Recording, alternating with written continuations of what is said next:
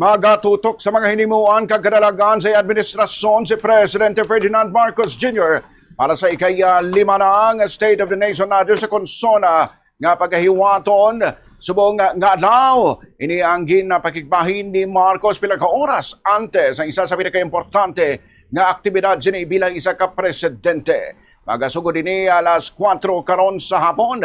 Kagabi nagpakigbahin man ng Presidential Communications Office ang mga laragway nagapakita sang pagpanghanda ni Marcos para sa iyang zona. Nagpahayag man ng presidente nga dapat bantayan sa mga Pilipino ang iyang zona agud makahibalo ang publiko sa mga natapos ini kagang kadalagan nga iyagin pangabudlayan.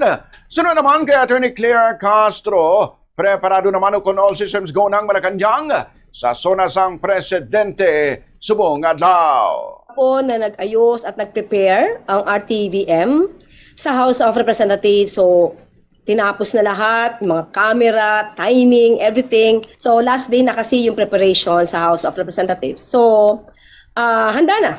Handa ang Pangulo para sa zona bukas. Ayoko magsalita kasi ayoko rin pangunahan ng Pangulo at sinabi naman niya sa huling interview sa kanya, abangan na lang ang susunod na kabanata. Mag-abangan po tayo kung ano po ang mga mensahe ng Pangulo para sa taong bayan.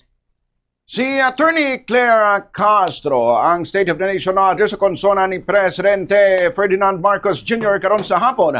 Mabatian kag malantawan tanan sa digital platform sang Bombo Radio Philippines.